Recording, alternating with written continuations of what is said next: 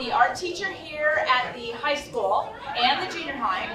And first of all, I would like to thank the jazz ensemble for providing the music for the first hour. They did an excellent job. Thank you very much. And I want to also introduce a couple of people, and I apologize for having my notes and reading directly from them, but there are so many people to thank, I don't want to miss anybody. With me here tonight is Kelsey Shedden. She's our art teacher from Shaw Elementary, and Christine Bulston, and she's the art teacher at Elmwood Elementary. And on behalf of the three of us, we would like to welcome you to the art show. This is our first Millbury all-district art show, so we're very excited about it. We hope that this becomes a tradition and that this is inspirational. I would like to begin with a huge thank you to our principal, Mr. Chris Lowe. He's the principal of the senior high. And Mr. Andrew Hall, I'm not sure if he's still here. And finally, Mr. Tuccio, the elementary principals, for supporting us and allowing our idea for this district art show to come to fruition and allow our students' artwork to shine. I want to thank also Superintendent Greg Myers for being here and the school committee members who are out and around. And especially thank you to the Millbury Parents Club who gave us support to underwrite portions of this project tonight. And most especially thank you to all the parents who came here to support the efforts of your kids. As you know, not every student is going to shine on the football field or the basketball or the volleyball court or on stage. And hosting an art show like this allows us to acknowledge those students whose talent lies in the visual arts. These are the students that we spend our day with. And those are the kids that enjoy working with color and shape and crayons and paint.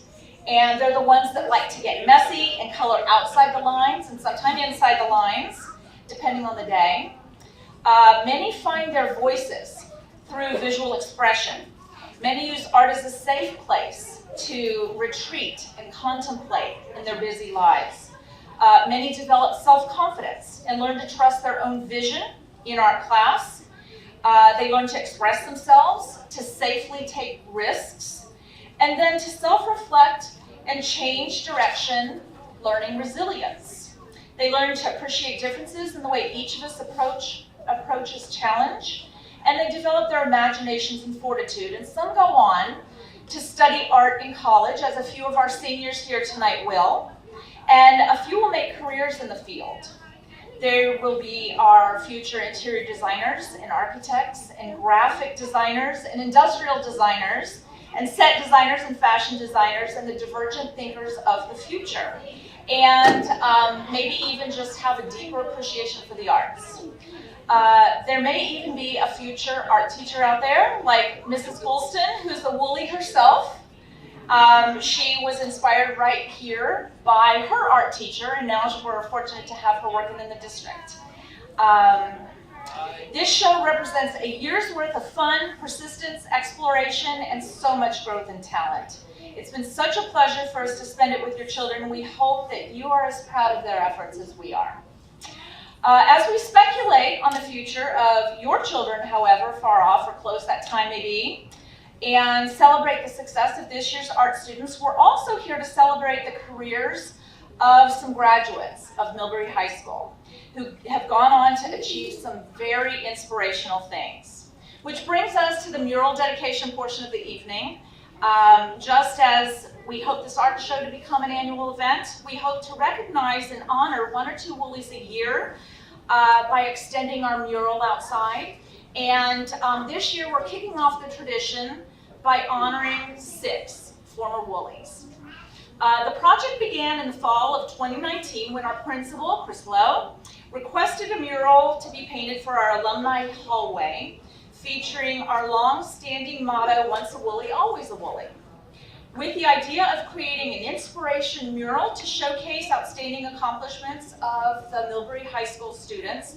The co-presidents and founders of the Art Club in 2019 and 2020, and I met with the Millbury Historical Society president, Mr. Frank Gagliardi, and a few other members to explain the project and ask for help in identifying alumni out there to feature in the mural. Mr. Gagliardi and the Historical Society conducted a poll of the Millbury community, which resulted in a spreadsheet of 25 exceedingly competent nominees. From that list of names and accomplishments, the first 6 alumni were selected, and their senior portraits were incorporated into the mural design, which we'll unveil in a minute out in the hallway. The mural design, as I mentioned, allows for the additions of more of Millbury's local heroes to be added annually, and we hope that this project instills a sense of school pride and establishes a feeling of history and connection within our greater community. This year's honorees are Mr. Paul Giorgio. He's an 8-time climber, 4-time summiter of Mount Everest. He's a certified construction supervisor, a licensed builder, and the owner of Paul F. Giorgio Construction. He graduated in 1982 from Millbury High School. Mr. Giorgio could not be with us tonight because he's adding to his impressive accomplishments of IMAX and small screen adventure documentary film producer as he climbs Mount Everest for the 8th time as we speak, and he's doing that right now. So, Mr. Paul Giorgio.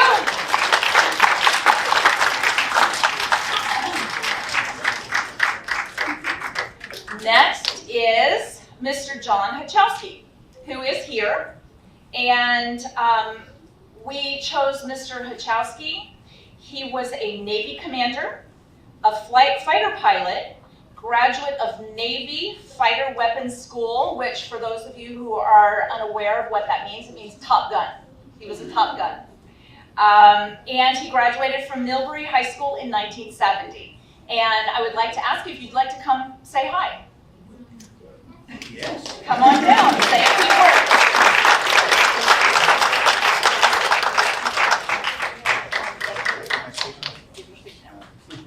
All right, that was my cue to give my speech. I'm about to say something very profound, so please pay attention. My mother-in-law, May Brady, always said this: you can take the man out of Millbury, but you can't take Millbury out of the man. I left this town 50 years ago.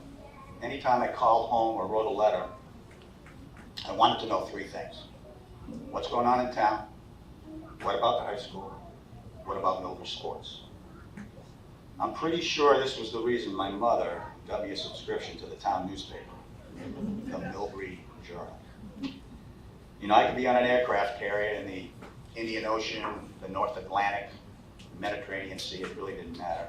It always took about 4 to 6 weeks for that tiny 8-page newspaper to get to me. But when I got it, boom, page 4, upper left-hand corner, Frank Gallardi's column.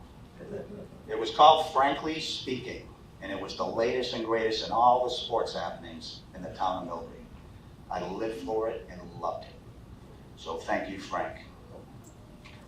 1993, Norm Gagne completes the turnaround of the Millbury football program. I was living in Virginia at the time, and when I heard about it, I was excited. I mean, I was pumped. So much so that twice that year, I flew a Navy jet into Westover, down by Springfield, just to catch a game. Courtesy, I might add, of your tax dollars. So a belated thank you for that one. But the best part about 93, after 24 years of mediocrity, after 24 years of being perennial doormats, Millbury football was back. And I know I don't have to tell anyone in the house tonight that the program has been great ever since. So thank you, Norm. Years later, I was a corporate pilot. I used to fly my bosses all around the country, business trips, overnight stays. One trip brought me to Providence, Rhode Island, where I rented a car and drove to Lowell, Massachusetts. Now I know what you're thinking, who goes to Lowell? But I heard from a former classmate, Linda Swenson, who I believe was actually principal here at the time. I heard that the girls' basketball team was playing for a chance to advance to the state tournament. Now I'm going to be honest with you, I had never been to a high school girls' basketball game before. Really didn't know what to expect. When I got there, the atmosphere was electric. The play, intense. And Wooly Pride was off the charts. I was totally blown away. And it was an experience I will never forget. So thank you, Linda. Now I could go on and on, but I'm going to leave you with this. I've lived in quite a few places in this country. I've lived overseas. I don't have an 01527 zip code in my address, but I'm telling you, my home is Millbury. Always has been, always will be. I love this town. But more than anything, I love this high school. It's great to be back. It's an incredible honor. From the bottom of my heart, thank you, Millbury, and thank you, Woolies.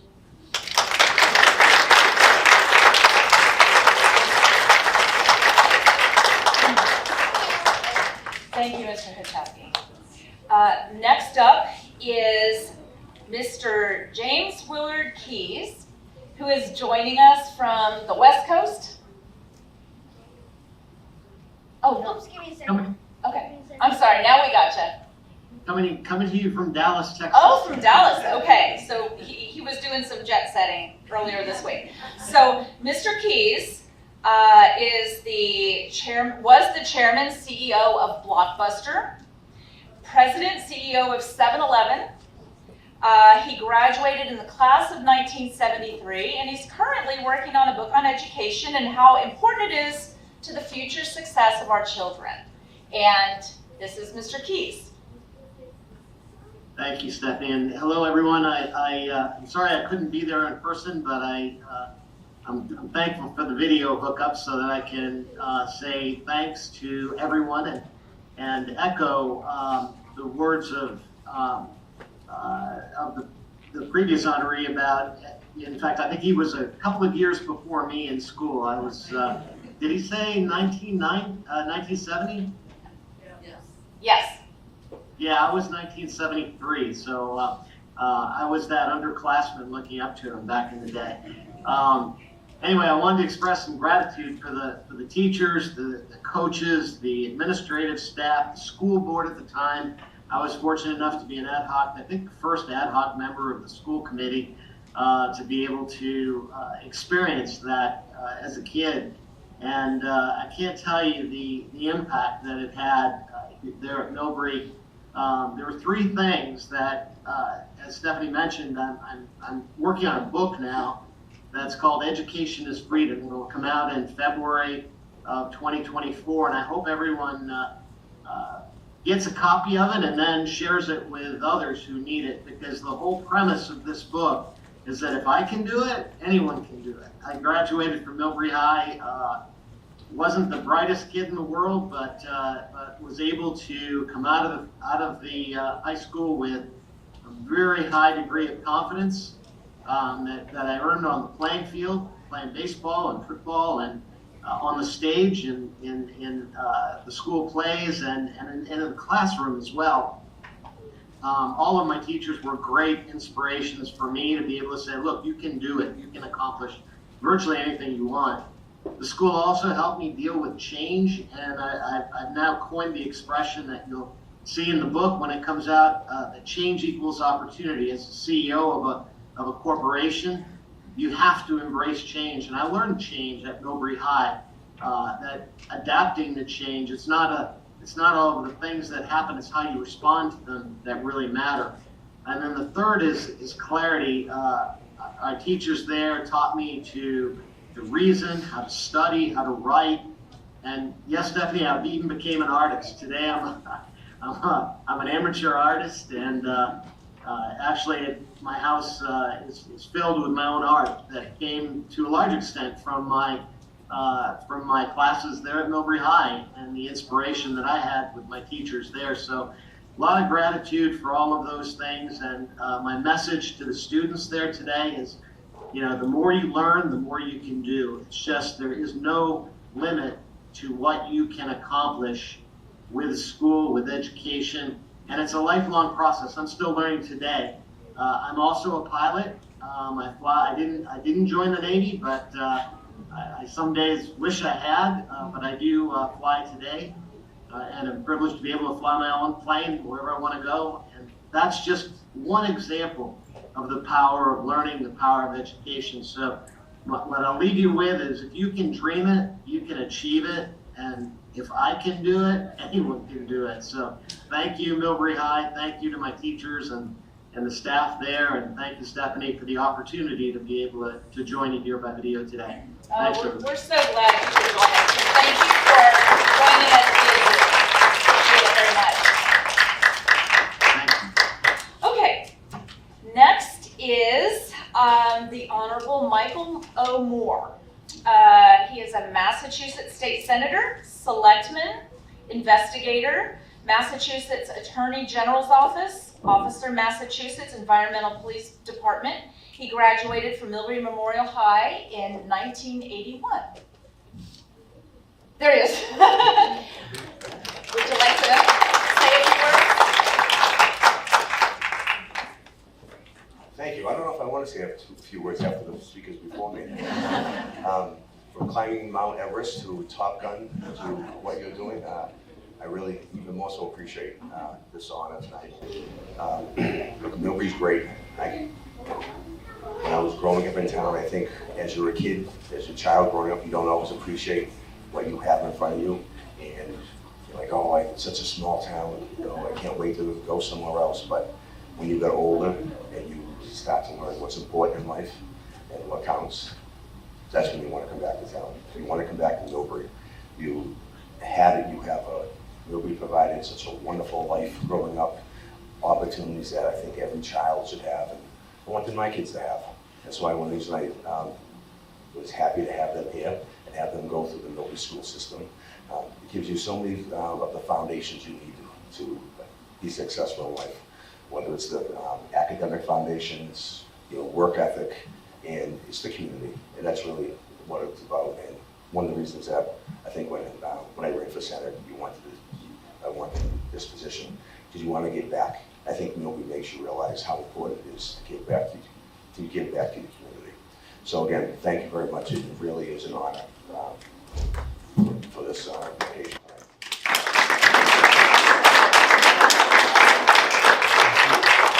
Thank you, Senator.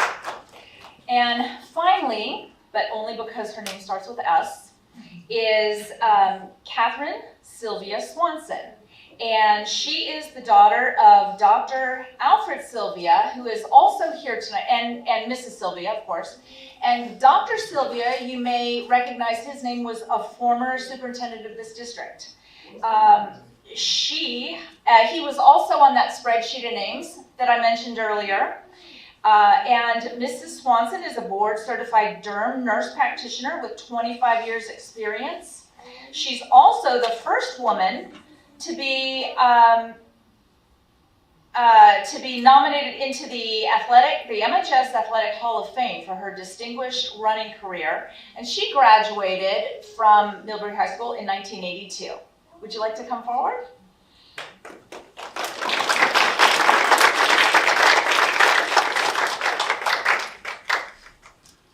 Thank you. I just want to say that being a graduate of this high school has stayed with me throughout my career. As Stephanie said, my dad was the superintendent, so obviously I had to really be on my P's and Q's while I was here.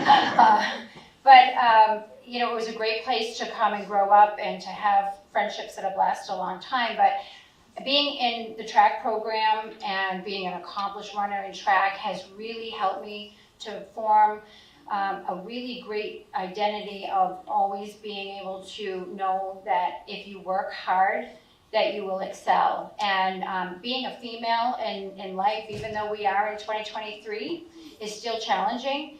I put myself through graduate school to get my master's degree in nursing and get my nurse practitioner. I got out and I was fortunate enough to just really start to enjoy the dermatology field. And I had always had the aspiration to have my own practice. And I knew from the foundation I got here and from what I knew with my hard work and my studies as well as my track accomplishments and that if I really put my mind to it and I worked hard, that I would have a successful dermatology practice. And not being a physician and being a woman presents challenges, but I just tried hard to always do my best and put my best forward. And I've had a successful dermatology practice as a nurse practitioner for 15 years this year. So I want to say to everyone, that when you walk in the path of your happiness and you really do what you're meant to do, that you love to do, you're going to be successful. And you're going to take your experience that you have here at Millbury High School with you. And I know all of you will make this school proud. My kids were fortunate enough also, like Mr. Moore was saying, that his children went to school here. Both my boys graduated from Millbury High School. My sister is a teacher here.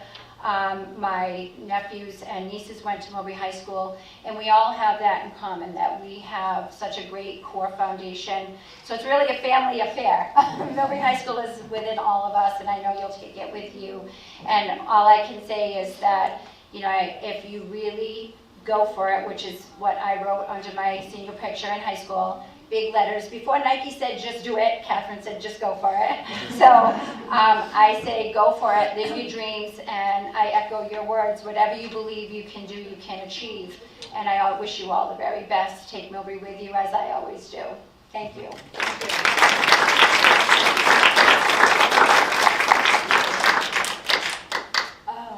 Okay. Thank you to everyone for joining us this evening, and thank you for the privilege of teaching your children. I invite everyone who would like to walk down the hall with me to the unveiling of the mural. We are going to ask our honorees this evening to sign their yearbook picture. One last time. Thank you very much, everybody, for being here. One of my students, where is he? Jake Black, who typed up all this stuff for me, reminded me that I missed a person. He's not here tonight, but I would like to acknowledge that sixth person in the mural, and his name is Thomas Skutak, and he is was the CFO of Amazon.com, the CFO of GE Lighting, and he was he's in the MHS Athletic Hall of Fame. He graduated from Boston University in 1982 and Millbury High School in 1978. So, I'm sorry I forgot that one, but I didn't want you guys to start calculating. All right, so would you guys like to unveil our mural?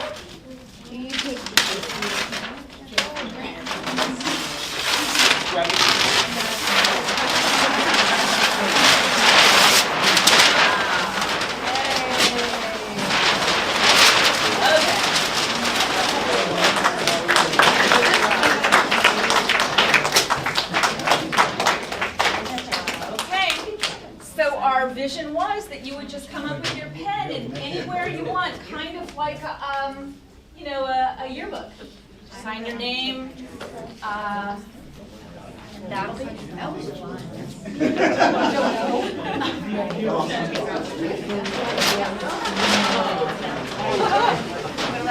That's a tough one. I'll get you on Mike, don't worry. Thank you. I think I'll be able to make it. Yeah, it's down there. I just wanted to show up right Yeah, there. that's what I'm saying, so it shows. Steph, can I go outside the lines? You know, sure. You can This is my friend, this is my friend Dawn. Look, I mean, anyone over like 25.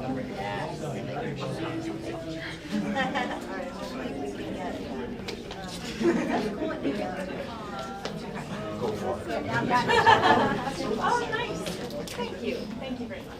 Do you want us to write it in the white, not here? Anywhere you want. You can do it yearbook style if you want.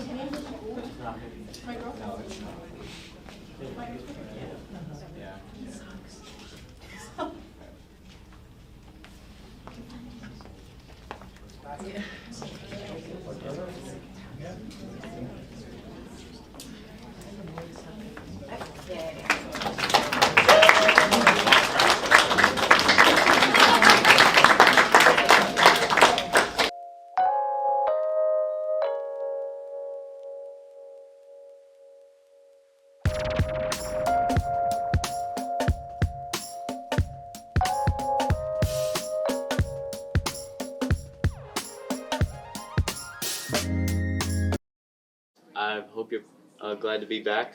How long has it been? Well, to be honest with you, I've lived here. My parents lived here all their lives, so I visit quite often, or have. I'm up here at least once, 2, 3 times a year. But the school, I was probably saw a basketball game in the late '70s here.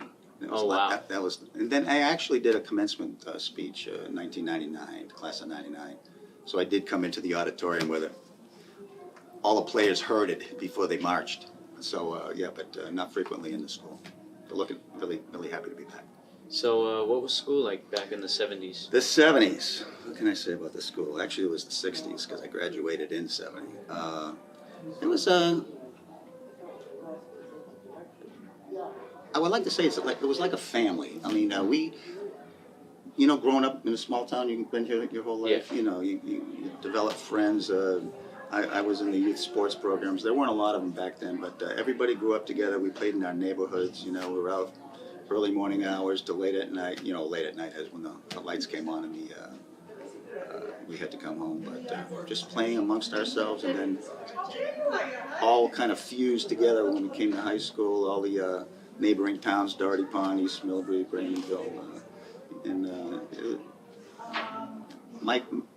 to this day, and I've met a lot of people throughout my career in the military, in the civilian world as a pilot. My 3 closest friends are from the class of '70. So it shows you, I think, the impact of the town and the relationships we had back then. So I would say I feel a very special bond with the town. Yeah, you must have had some great memories. Indeed. Yeah. Do you want specifics? Or? Sure, yeah. Okay. Were you into any sports? Yeah, I was a little guy. It's funny because slow to I guess grow.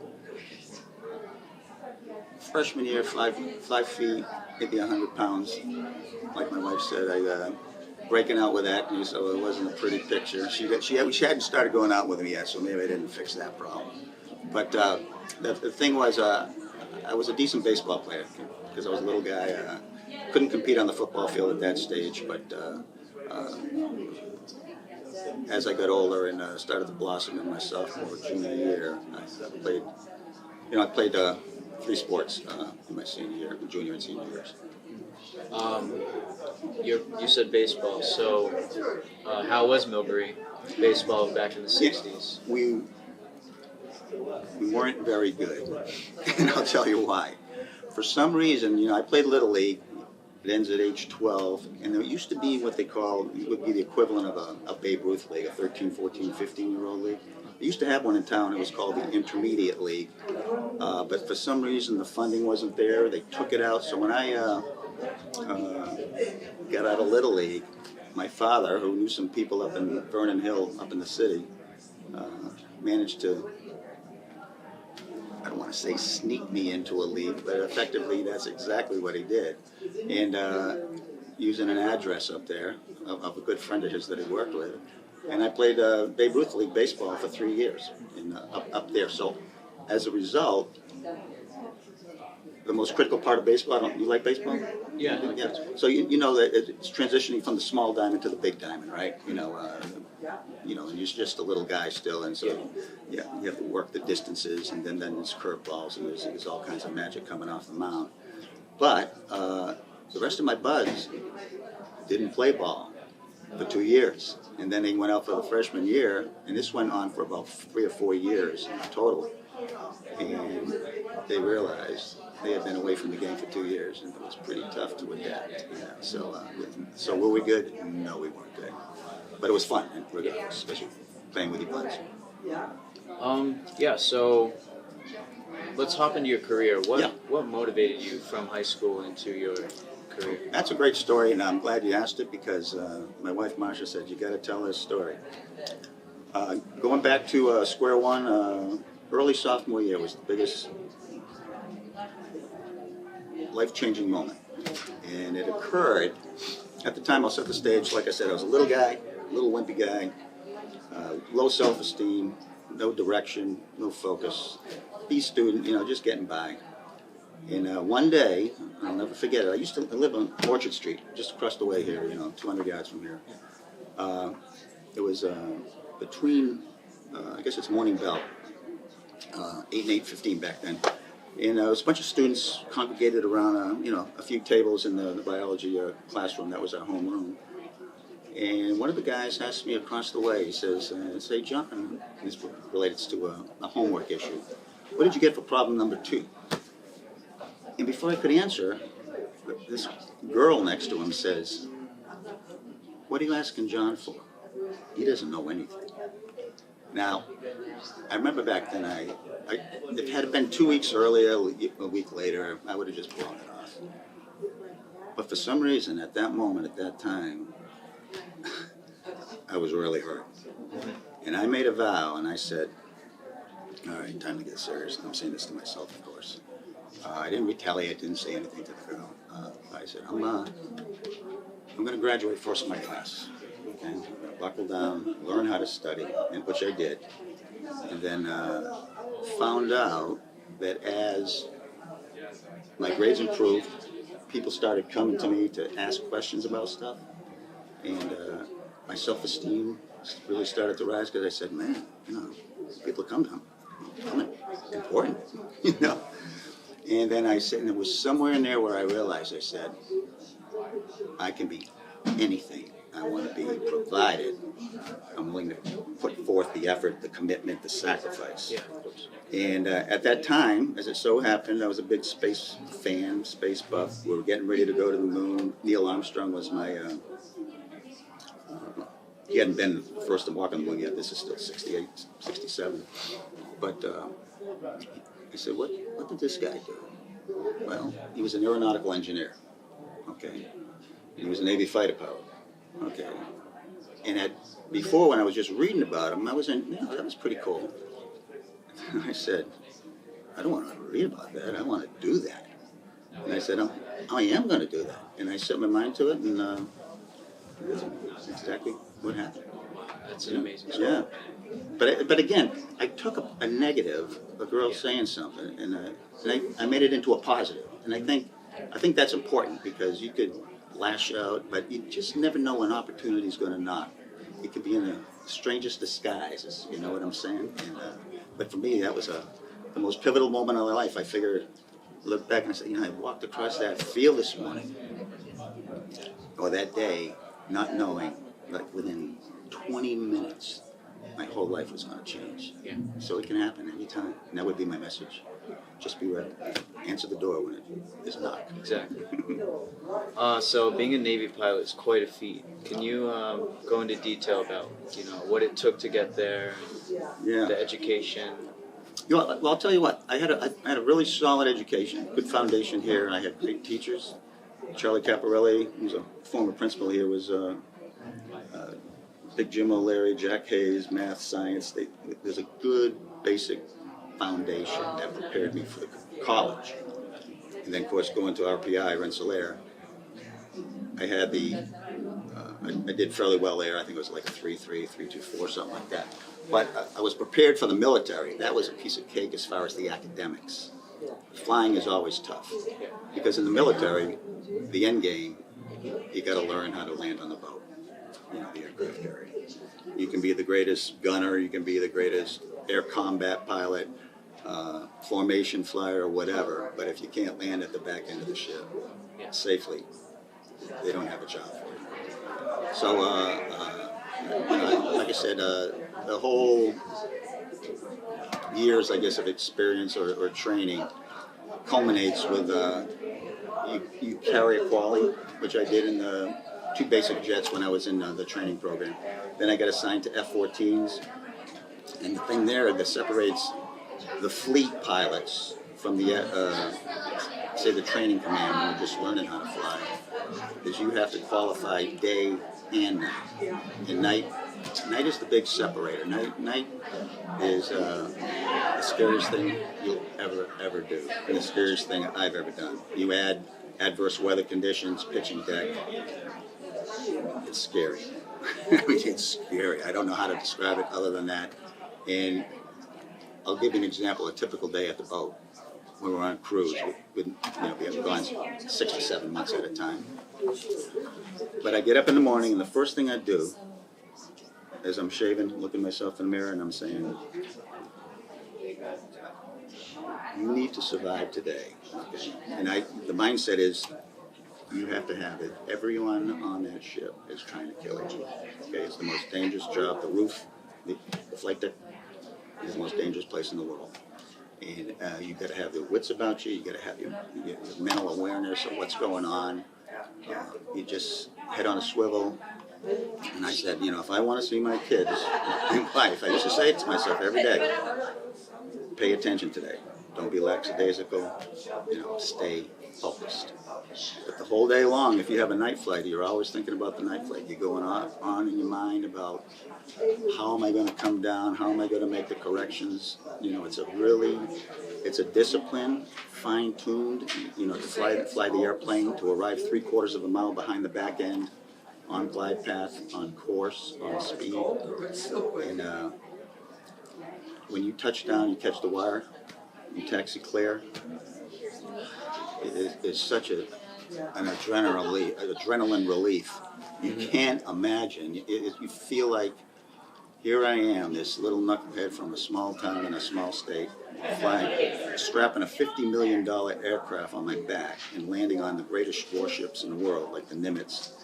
And I just can't believe that you actually do that for a living. I'm serious, and then so you've done it one night, but guess what?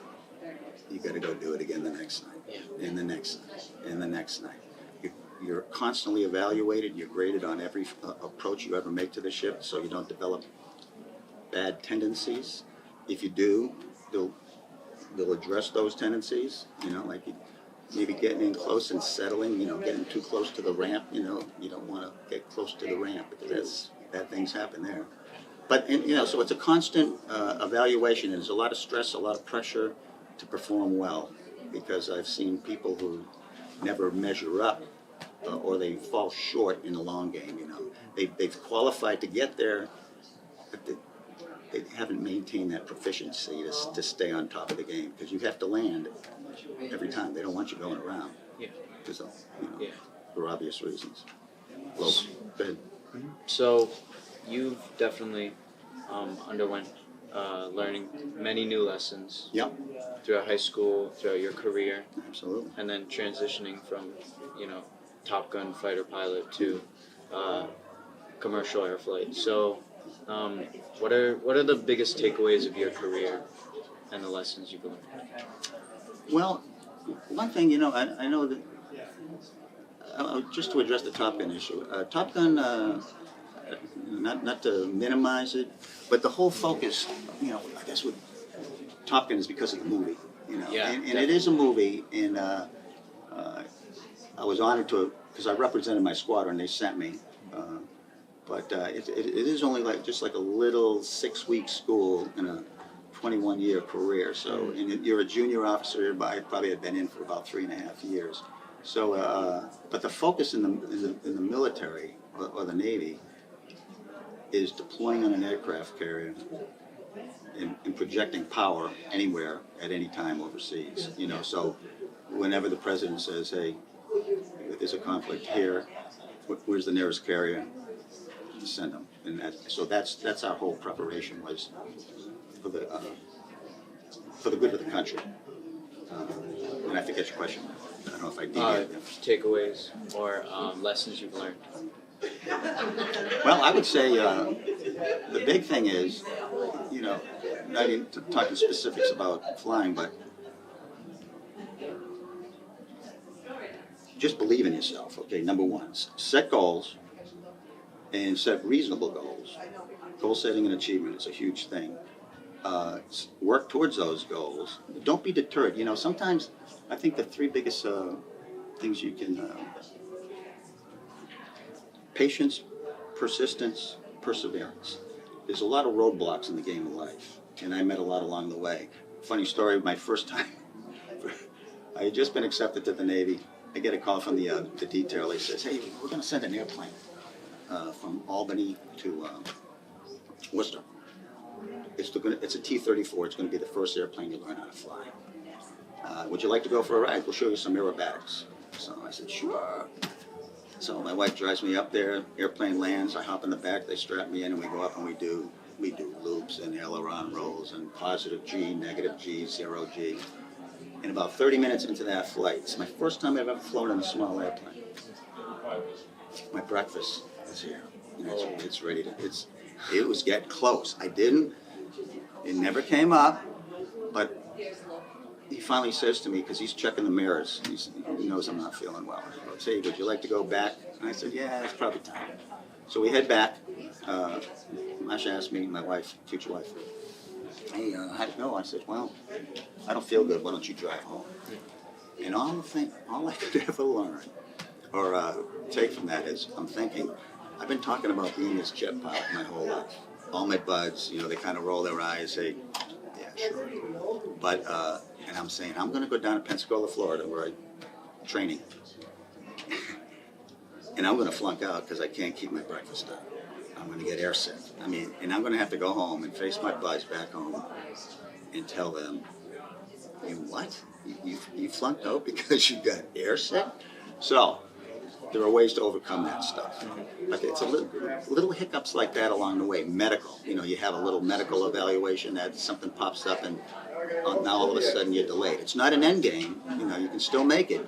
So the big thing is patience, persistence, perseverance, and just be ready for the little obstacles that jump up. You can overcome them. There's ways to do it. You know, it doesn't mean it's an end all. And just stay true, stay focused. So these lessons can be used in every aspect of your life. Yeah, and I think, yeah, to me, the biggest thing that I think I benefited from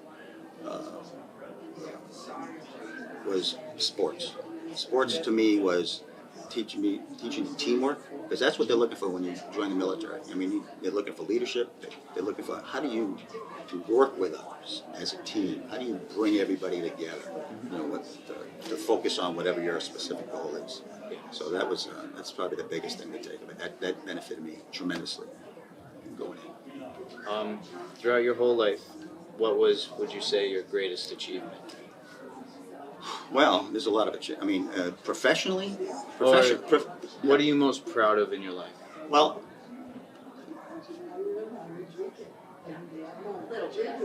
I'm going to leave the professional side out because we've already kind of addressed that. But my wife, I met my wife. She lived up on Bradley's Pond, 2 miles from here, and we started dating my junior year in high school. Married senior year in college. 50-year wedding anniversary this year. Congratulations. So yeah, it's amazing. I look back, I said, 50 years, you gotta be kidding me. So, but yeah, so I'm most proud of that. And I wouldn't call that an achievement, I just call that a working relationship that we both had to work together to make happen, because when you're in the Navy, you're gone 6 to 7 months at a time. I mean, gone. You can't call home. I mean, I think they can today because of the technology, but you write a letter and it took 2 weeks to get here, then you hear her response 2 weeks later in the Indian Ocean. And if you're in the Indian Ocean, it may take 2 months sometimes to get a letter. So, but there was some trying times. I missed a lot of growth in my kids when they were young, you know, which is unfortunate. You know, so it's a huge sacrifice, but I would say keeping that family together, because they're my pride and joy, my 3 kids and my 3 grandkids. So, Well, no difference in that. I'd like you to know that Millbury is so proud of you to be in its history. Yeah. And if you could tell our younger generation of students coming up in MHS one thing you'd want them to know, what would it be? I would say, which I kind of alluded to earlier, is anything is possible if you got to believe in yourself. You got to be able to set goals, realistic goals. You got to commit the time. You got to, just fully immerse yourself into whatever pursuit it is. Don't give up. If you have you fall short here, you fall short there. Don't take that as an end all. Okay, you're going to get some hiccups, but you can overcome them. But you're going to have to step back. It's just like a football coach at halftime. The team's getting crushed. You make adjustments. You say, okay, what are we doing wrong here? How can I get better? How can I improve myself? And that's the game of life. It's adjusting. So it's just making it happen. And but never lose faith in yourself. Well, thank you, John. All right.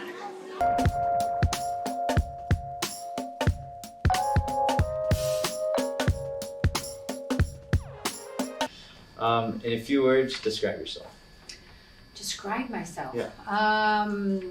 I think I'm a very high energy woman who is very passionate about everything that I do, and also try to put kindness, and I try to always make a positive impression on everyone I meet. Nice. So you used to be a former student at MHS. I did. How was your high school life here?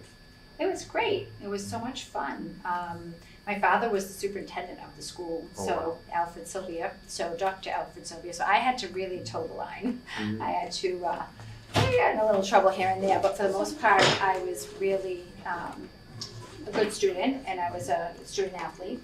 I did a lot of running, which I'm sure you're aware of. But it was just a great time. We had, the kids here were great, and the teachers were really good, and I really enjoyed being here when I was here. Do you think that you being a student here and the lessons you've learned specifically at MHS helped you into the career you're at now? Of course. I mean, everybody encouraged us to do our best and be our best. And I mean, your school supports your accomplishments. I mean, everyone always rallied around me as being sort of that track star. And it was great to have so much support, and the kids would come and cheer for me, and my parents would, of course, were very pro-education, and that was something that, of course, helped me tremendously. Yeah. So between the support with the school, the kids, the teachers, and my parents, it was a really good experience. Yeah. So go into detail a little bit. How was high school like back in the 80s? 80s, It was late so fun. 70s? It was so fun. Yeah. I came into the school in 79, 78. My fall semester was started in 78. So we were when we were the freshmen, we still had a lot of the kids in the that were seniors that they just seemed so much older than us. So I came in I was only 13 when I came into school. I had a November birthday, so I was kind of overwhelmed. I felt like I was just a little kid, and so and the seniors at that time, they still allowed them to smoke. There was a smoking room at Millbury High School, believe it or not, and they used to get smoking passes, and we weren't allowed, we were too young. But either way, I was, that was not something I would have engaged in, because it wasn't, I was into my running and my sports. But either way, it was a very different world, It was so much more relaxed. There's so many more rules now, because you got to keep the kids safe. We didn't have to worry about shooters coming into the school, and you could have friends come to school. Like I had a great running friend from Templeton, and we got to be great friends through our running, and she'd come to school with me as my guest. Wow. It was wonderful. And we were just able to be kids. We were able to hang out and, in between classes. I mean, we had rules, of course, but I just think it was a simpler way of going to school than it is now. So it sounds like you had some great memories. Yeah. What would you say was probably your top all-time favorite memory here? If I'm looking at the memory with my classmates, it would be winter carnivals. Do you guys still do that? Yeah, we do. Yeah, so that was just amazing fun. Yeah. We'd all get dressed up, and I was a real outgoing person, so I participate in everything we could and really fostered team spirit. So I'm so glad to hear you guys are still doing that, because we loved it. Personally, my greatest moment is probably, my running career, because I was so accomplished. I set records a lot where I went, and so it was really just, you know, it was a humbling experience to have that kind of talent, but I love to run. I mean, my coach used to give me a workout and I'd stay at this track right here and just run more. I just loved it and I wanted to be the best. And so I have great memories of my student body and all the friends I made and having that camaraderie during the winter carnival seasons. And I think that we looked forward to that a lot. And then of course, Millbury High had great events too. We had dances, we had, you guys still do senior supper night? Senior night? Yeah, we do. It's called barbecue, but yeah, we had a senior supper and it was so fun because it was just seniors. It was just the class. And my girlfriend Donna Thorne and I, who is still to this day one of my best friend, and for all the way back, and actually she lived in my neighborhood, so I've known her since I was 3. I'm 58, so I've been friends with her for 55 years. But you know, we just had such a good time, you know, being creative at the senior supper, singing songs, getting everybody going. We wrote our class song when we graduated. We did it to the Journey song, so we just changed the words. So I believe you were the first woman to be indicted into the Athletic Hall of Fame. Yes, there was. Did that give you a drive to push you into your future? You know, I've always had a drive. I've been born with drive. You know, I read a lot of these questions and one of them was, what would you change? And I wouldn't change anything because I was just always a very driven person. Being inducted into the Hall of Fame was an amazing honor that I wasn't expecting. I was already out of school, married, and had my children at the time that I got inducted. So it was just a little bit, again, you know, I don't think about my success because I always walk in the path of my happiness. Whatever makes me happy, whatever I feel like I'm doing for the highest good and it benefits everyone around me, lights me up. So, you know, getting the induction, it was really a way for me to honor my father, because my father is the one who really got me into running. He was a great coach. He really helped me to be successful. And so being inducted into the Hall of Fame, I got to honor him and for the support he gave me. So what's your occupation right now? I am currently the owner of Central Mass Dermatology. I'm a nurse practitioner. I did my education at Fitchburg State Nursing, then I went to UMass Lowell and got my graduate degree, my master's, my nurse practitioner. Then I started my doctoral program at BC, but I got so involved in starting the practice and I was gonna get the doctoral degree in case I wanted to teach. And I knew once I really got into the dermatology that patient care is really my joy. And again, I walk in that path of what makes me happy and where I can serve the most. So I opened the practice in 2008. We're celebrating our 15th year this year. Wow, congratulations. Yeah, thank you. And it was a big thing back then. Nurse practitioners couldn't have their own practice. You had to have a physician who collaborated with you. And I found someone to do that. And I'm still with him today, but he works, you know, in the practice as part of the practice, but I own the practice. And now we're independent in Massachusetts as nurse practitioners. So what does it take to be a nurse practitioner and all those things you've accomplished through your study? Yeah, to be a nurse practitioner, you have to have a BSN in nursing. Then you need to go onward and get a master's degree in nursing, and you have to sit for your boards. You have to sit for BSN boards, you have to sit for MSN boards, then you have to get a certification as a nurse practitioner. I'm also board certified in dermatology, which is a separate board certification. So it's a lot of test taking. But again, I loved what I was doing, so it wasn't work for me. It was all just part of that process of getting the goal that I wanted, which was to be able to be, you know, the best I could at serving the dermatology needs. I do a lot of cosmetic dermatology as well. I'm very artistic, so that's been so fun. Yeah. So what are like your biggest takeaways, lessons you've learned, both in high school and in your career that you have right now? I think in high school, honestly, one of my biggest takeaways was to treat everybody with respect. I saw a lot of cliques in high school. I never participated in that. I always wanted to be part of all the groups. I loved the kids that were super smart, and in my day, being smart was not cool. Like being in those honors classes, which I took, was not cool. And I was cool, but I was also smart. Yeah. So I was always trying to balance that.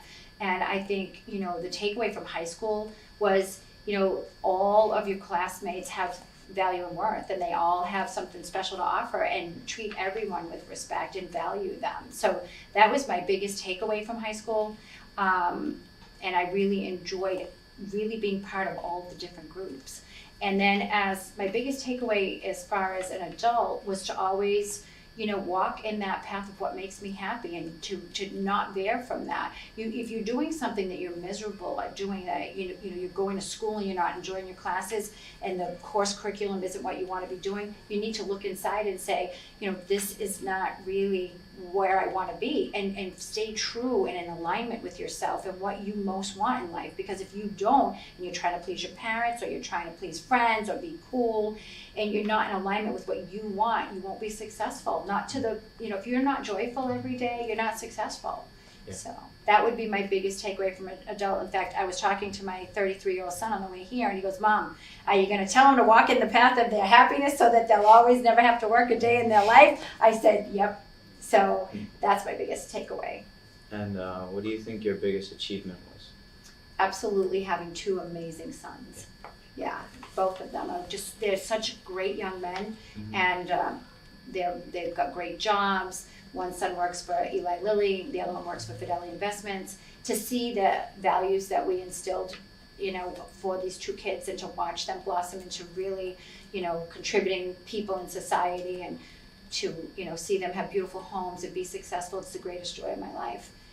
But then on my personal side, I think my practice would be my great personal accomplishment. I also owned a villa in Jamaica for 9 years. I had a villa called Castle Cove Villa.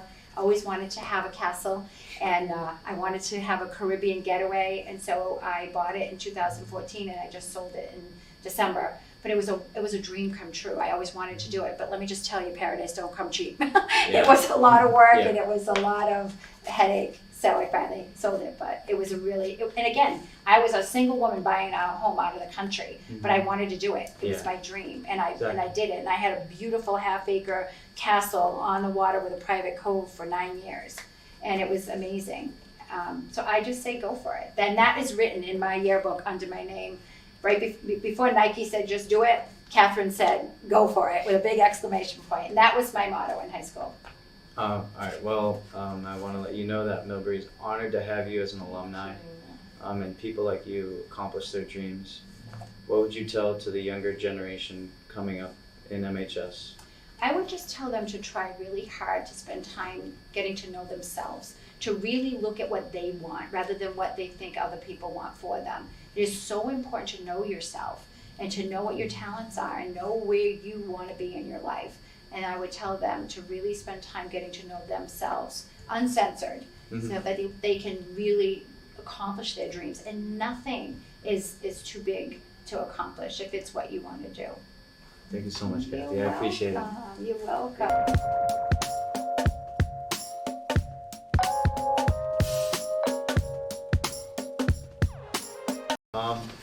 In one sentence or a few short words, describe yourself.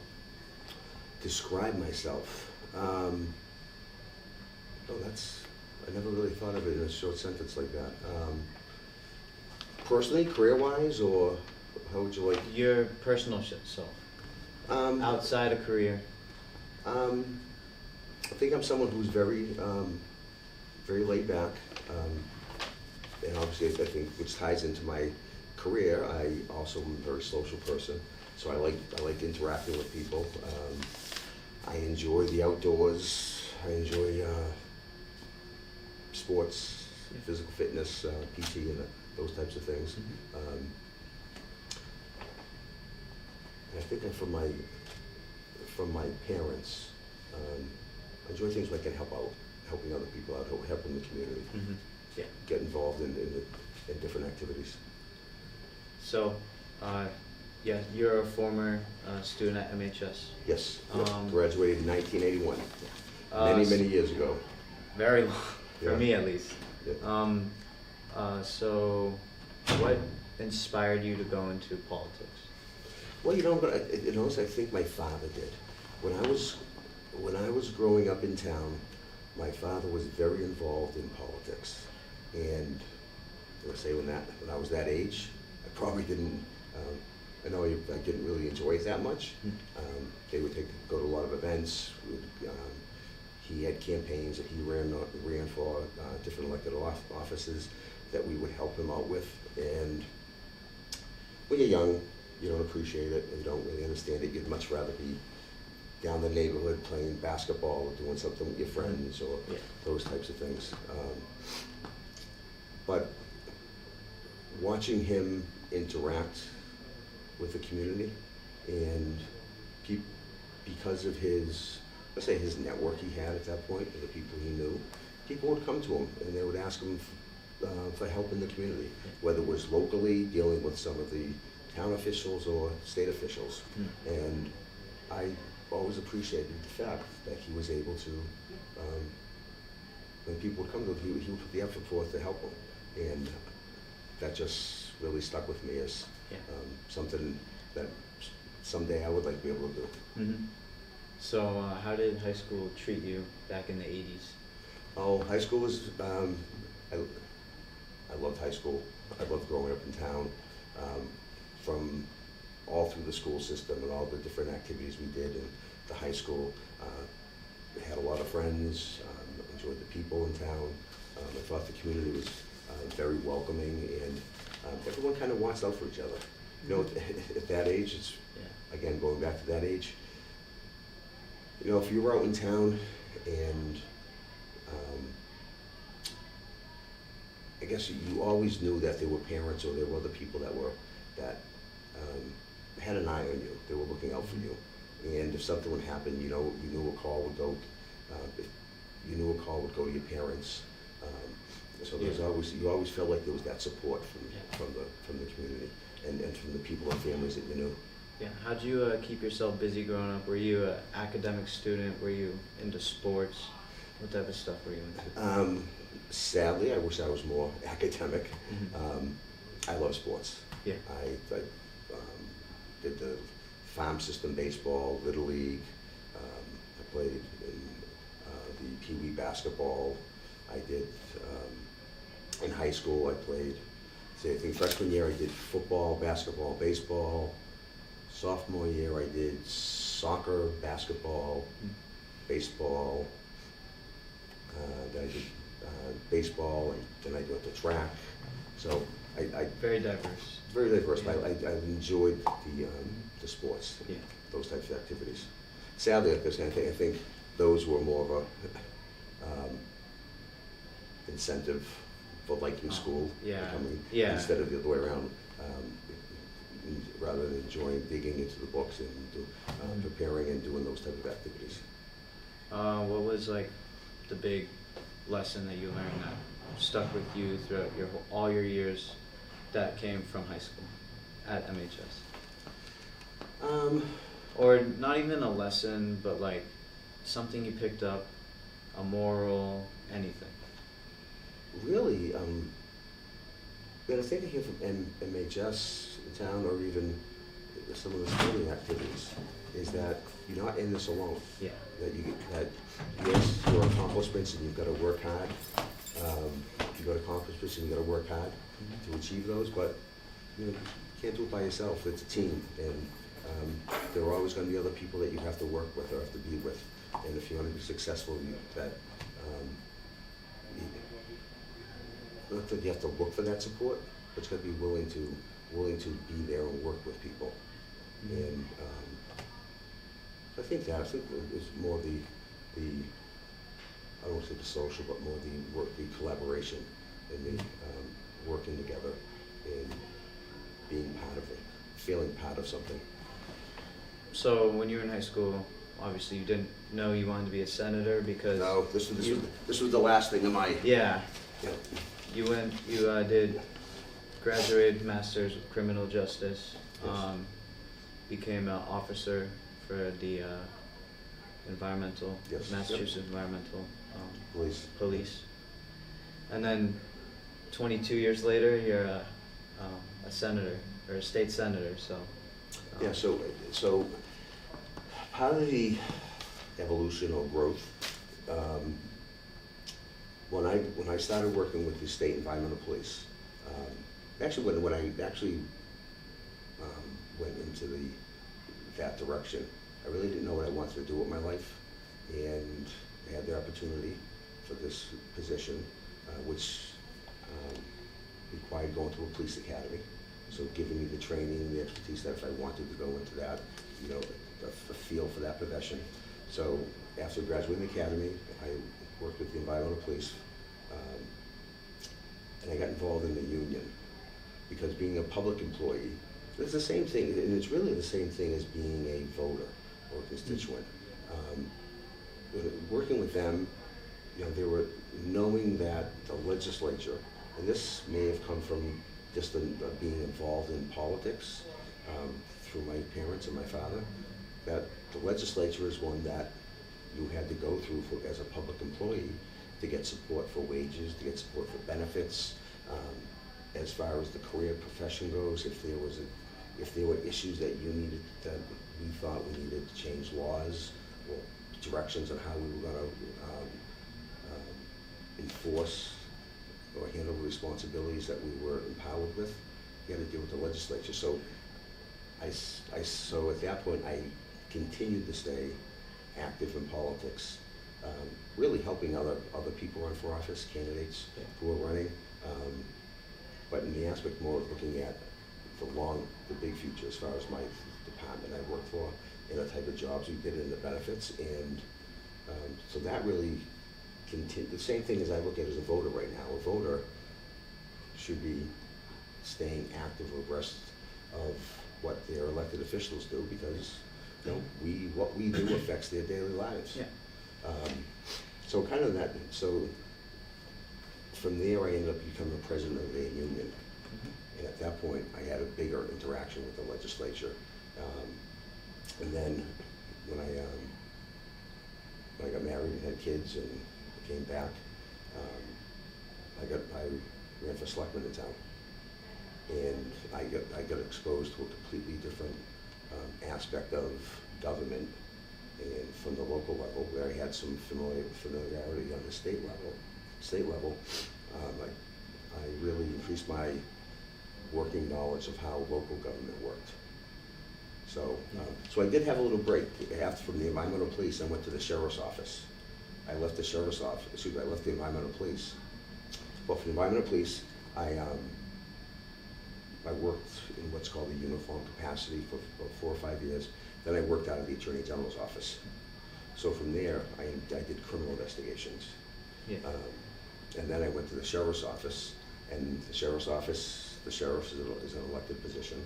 So I continue to have some involvement with that, but I also got to know more of the corrections type of issues facing the people in the Commonwealth, and inmates and reentry programs, and what a lot of the inmates have to go through to try to deal with the issues that they're dealing with or why they're there. And then that's when the position for senator came up. The current senator had announced he wasn't going to run for re-election, and people I had met through my different campaigns or different working contact I had with him asked me to run for office, asked I'd be interested. And when I first ran, if you had said to me 20 years before that, or 30 years when I was graduating high school, if this was in my career path, I mean, this would have been something I never would have said was something that I was working towards, or the direction I was going to go in. So, in your career, a lot of people count on you to make the right decisions. Yep. So, I just want to know, like, is it just like in any career? If you're a doctor, people count on you to do the right thing. Would you say it's similar, or do you think it takes a certain person to be a state senator? It takes a certain person in the aspect that, to me, and this maybe goes back to high school or what I was exposed to growing up, you have to be able to listen to people. It's not just getting up there and saying, this is what I believe in, this is what I'm going to do, or this is what I think is right. Because we all have our own perceptions of issues, or we're exposed to certain facts about certain things. But if you actually listen to your constituents, I've had legislation that I passed based on constituents coming to me with issues that they've had to deal with. And I will say this too, that just when I think I've heard everything, there's a new issue that someone brings up. Yeah, of course. So I think the specialness of this position, you've got to be someone that's willing to listen, and then try to listen to what they're telling you, and see if you can turn that into some action to a positive, whether it's changing the law to enhance it, whether it's changing the law to remove the law. But you've got to be able to listen to that person and hear what they're saying and what the effects of whatever issue is that they're coming to you with, and try to see if in fact you can help them. I mean, there are times, I can tell you, there are times that people will come to me about how certain legislation that's passed. And the intent of the legislation, or what they're telling you, could be one direction, or what they want to accomplish with the changing of the law, or the new law. But when you actually tell them, well, look, if we pass a law to do what you say, what you would like accomplished, it's actually going to have the opposite effect. So you have to be able to listen to people that you agree with and people you don't agree with. Because even the people that you don't agree with, many times there's information that you can glean from that conversation. That's going to benefit you, help you find the right direction to go in. And I think that's important. It's especially if you look what's going on nationally today in politics. We have so many elected officials that are hardline in their positions. You could sit there and give them a 10-page thesis with different facts on an issue, say like climate change, and they'll come back and tell you, I don't believe it. Well, that was not true. So but you still have to represent them. So you have to be able to put those things aside and still look at what your role is for the community. So there's a lot of troubles in being a politician. What's the biggest barrier you had to overcome? What's the hardest part about being a politician? The hardest part, I think, is people, your constituents, or people coming to you with a position that you know if you were to vote in favor of that or push that position, it actually goes against what they're trying to accomplish or what the betterment of the community or society is. I think that's the toughest part. And the other part is that again, we don't want elected officials who are closed-minded. We have people today who are very closed-minded. They have their belief that they're not going to change it, and they're not willing to change it, even if you can present them the facts on why certain things need to be done. Well, I think Millbury honors you for your work that you've done, and we honor you for being in the history. And you're a big part of Millbury's history now, and I thank you for that. And well, I thank you for doing this, and thank the town for the school and the town for this. This is something that I am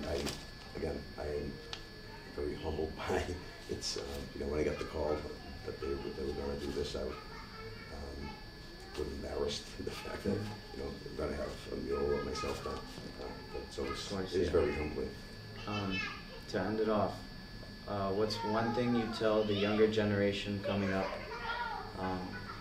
who need inspiration in their lives, even if they wanted to go into politics? What's one word of advice you'd give to the younger generation in MHS coming up?